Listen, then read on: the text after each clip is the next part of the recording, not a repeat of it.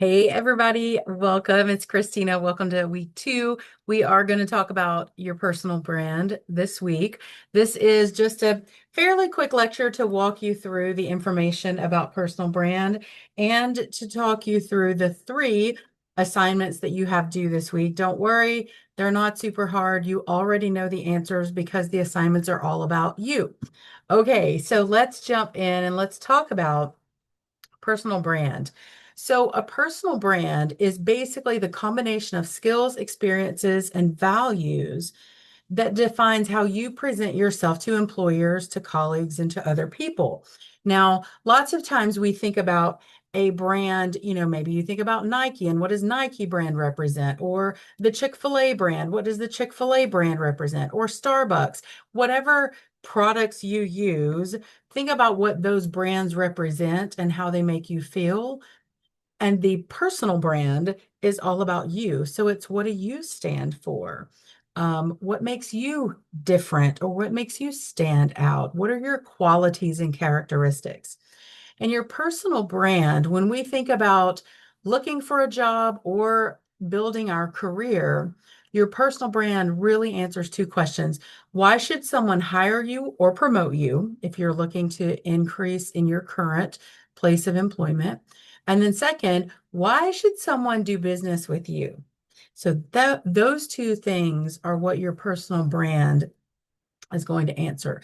Now, lots of times what happens is people just go out into the world and they don't think about their own personal brand. They don't do it with intention. They just kind of show up wherever they are. And sometimes, quite frankly, some people mask their personal brand depending on where they are.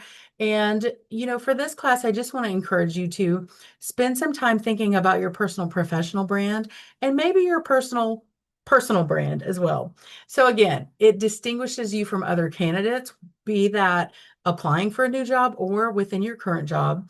It helps employers really understand your value and it guides you for how you present yourself. And I'll give you just a really quick story for me when I did my interview to teach at Rogue. What I knew was part of my teaching philosophy, part of my personal brand is I'm the teacher who tries to make learning interesting and fun because let's just be honest, sometimes some of the topics that we have to learn are snooze fest. And so when I did my interview, I tried to put fun into my presentation. And so that's part of my personal brand is we work hard and we have fun. And if you've ever been in a face-to-face class with me, you know that's true. It's a little different to translate online, but in the face-to-face, we have a good time. Okay. Also, your personal brand gives you a strong filter by which you can measure opportunities. So check this out. If one of your personal values is integrity, like that's one of mine, integrity. I'm not going to work at a place that is not integrous. And so if that's you, when you're doing your research on companies where you want to get a job, you'll want to look and filter and say, okay, what negative press have they had? Have they had lots of lawsuits from employees? Do they have a labor union? And are there issues or are there tensions between the managers and the laborers in that workplace? So that having a strong personal brand and knowing your core values gives you a filter by which you can measure opportunities. Okay, this brings us to our first activity. Now, in your Blackboard course shell, you've got you've got a document that talks about defining your personal brand. It's a worksheet. All you have to do is download this worksheet or print it out, however you want to complete it. And it's going to ask you, what are your skills? What is your competitive advantage? And what that means is, why would an employer hire you or promote you over everyone else? What makes you different? What makes you special? What makes you more advantageous to the hiring manager or the promoting manager? What is it about you? This is the part where, or actually, this whole worksheet is the part where some students really get on the struggle bus because as humans, sometimes it's difficult for us to kind of toot our own horn or tell out, brag on ourselves. Some people feel like it's bragging. I'm going to encourage you in this class, give yourself permission to think about, maybe from an outsider's perspective, what skills do I have? What competitive advantage do I have? What is my purpose? Like, are you here to serve? Are you here to compete? Like, what's your purpose? What are your core values? And then what do you stand for? And those things you'll just jot those down or type those out onto that defining your personal brand worksheet, and then you'll submit it into the Blackboard shell. Here's the cool thing about this. You kind of can't get the answers wrong, right? Because they're about you. I would encourage you, though, really put some time and some thought into this. Could you just zip through there and write down, just some trash? Just think of whatever you wanted to. Of course you could, but you're not getting the most out of the activities if you do it that way. So I'm just going to encourage you, spend the time now and you'll save the time later. Okay, so let's try it out. You're welcome to pause this video and go do that assignment. It literally might take you 7 minutes. And if you don't want to pause the video to do that, just make yourself a note so that you can go try it out later. Okay, next up, we're going to talk about your personal brand statement. Now, for those of you who've had classes with me before, this is probably going to sound a little bit familiar to you. A personal brand statement is really just a short or concise, memorable sentence that communicates your unique value proposition. That sounds really fancy. All it means is it's your elevator pitch. Like if somebody got on an elevator with you and said, "Hey, what do you do?" Or "What are you about?" You could explain it concisely, quickly, and with enough interest that the person might want to continue the conversation with you.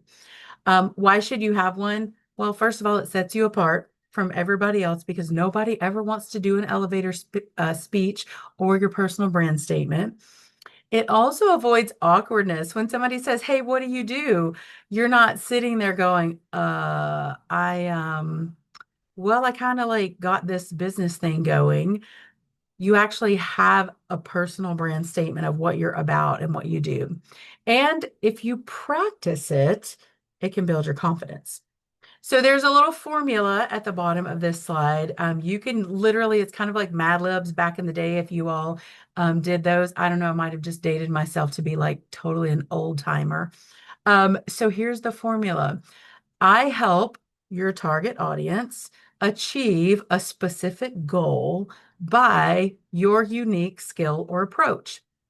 And there's a second formula that says, I am, and then insert your skill or skills, passionate about, and then insert the task or project. So you can see from this slide, if you're watching the video, if you're listening to the audio, just go back and check the video later. But if you're looking at this slide, you can see you can just kind of fill in the blanks and come up with your own personal brand. So now we're going to have a couple of moments. You can pause the video if you like, or again, you can not pause the video and come back. Just make sure that you come back and do that activity. Don't forget to do that one because this is a really good one. I'm going to tell you just a couple of quick samples that are on the worksheet that is in your Blackboard shell, just so you can kind of see how these might go. Let's say someone was focusing on, they wanted to be creative and strategic. So they might say, I'm a creative thinker passionate about using design to create impactful user experiences. I'd want to talk some more to that person, right? What if you're focused on leadership and communication? Here is a sample. I'm a team leader dedicated to empowering others to achieve organizational goals through clear communication and collaboration. I definitely want to talk to that person a little bit more and see, okay, tell me about that. How do you empower others to achieve those goals? So you'll have an opportunity for the assignment this week, one of the assignments, to create your own personal brand statement. Oh, look, there we go. There's some samples. I had them in the slides and totally forgot about that. Here's a great one, education and advocacy. I am an educator passionate about using storytelling to inspire learning and drive social change. I love that one. And actually, students made some of these up, just so you know. Analysis and operations. This is a student's. I am a systems-oriented planner, passionate about streamlining operations to maximize efficiency and growth. So this student was really looking to go into some administrative roles, and she loved planners. I mean, like, had the planners, had the stickers, had the pins, everything. And so in class, she really worked on how can I bring that out to show that I like to analyze and I'm good at operations. So that was a really neat one to see come to life. All right, so go ahead and try that out. Don't forget to submit your worksheet when you're done. And then we're going to move on to the SWOT analysis. Most of you are likely business students. And if you've been in a business class, you have very likely heard about the SWOT analysis until you're probably sick of hearing about it. Well, we're going to hear about it one more time today. And today's focus is going to be on the personal SWOT analysis. Now, as you're watching this video, or if you're in the class, there's a link here that you can go to click, or excuse me, you can click to go to a tool over on the Mind Tools website. There is an article and also a video about how to do your own personal SWOT analysis. So you can go and watch that at your leisure. And just as a quick reminder, the SWOT, the S in SWOT is for your strengths. So what is done well, what sets you apart. In the business world, this would be a strong brand, loyal customers, strong balance sheet. The weaknesses are areas that need to improve to stay competitive. So that part about stay competitive is really important in both the business SWOT and the personal SWOT.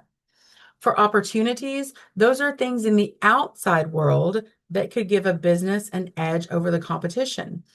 For us, that would be in the personal SWOT, things in the outside world that could give me an edge over my competition. You all are working toward a certificate or degree. That's an opportunity for you. You're going to be out there competing for promotions or for jobs, possibly with people who haven't put the time, effort, and energy into educating that you have. And finally, we have threats.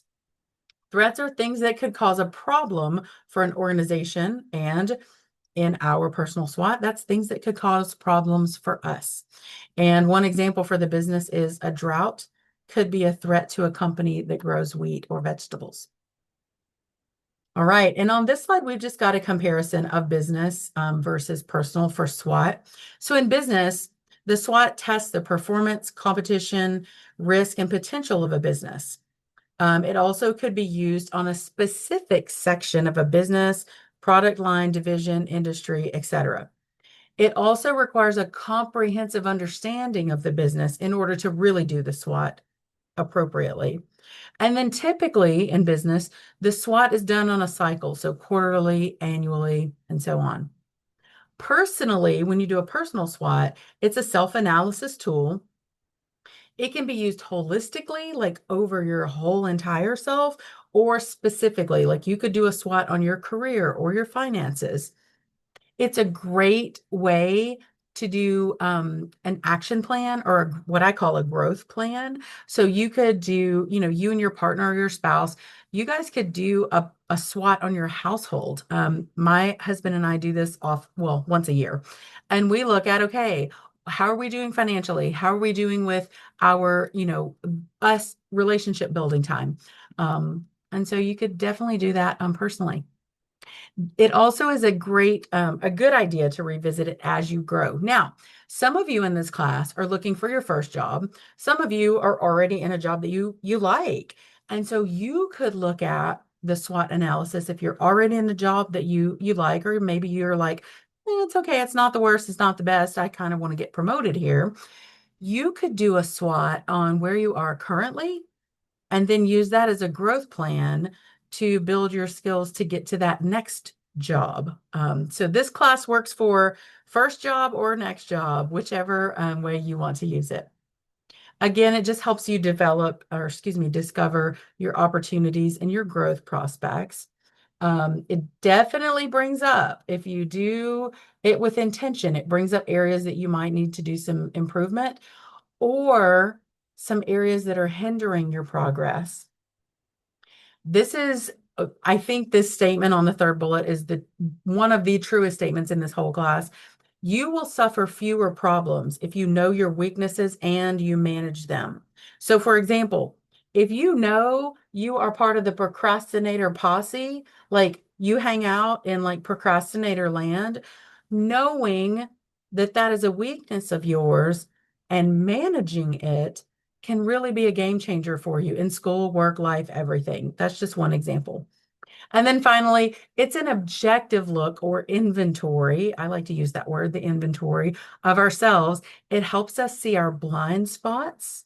It helps us note our strengths and it helps us find our growth edge. Now, what if you sit down to do your personal SWOT? We're going to talk about that in just a moment. And you can't really think of any opportunities and you can't really think of any weaknesses. Ask your friend to tell you the truth. Ask your partner to tell you the truth. And don't get mad at them when they do. But yeah, just think about where have you gotten feedback, constructive feedback of something that you could do better. And that's generally where you can find your weaknesses. All right. In your Blackboard course shell, I've got a little screen snip here because I wanted to really walk you through this piece. So on the right-hand side of the screen are basically the instructions to get to that video on mindtools.com. The video and the article, they're really good. I encourage you to take a few minutes to watch that and to read that article. On the left side is a personal SWOT analysis worksheet. This is only for brainstorming, okay? This worksheet is not the thing you're going to turn in. So if you wanted to print this and make some notes on it so that that helps you prepare for your assignment on the SWOT, that's great. But please don't turn in this page for your assignment. You won't get your credit. But it is a good worksheet to help you brainstorm.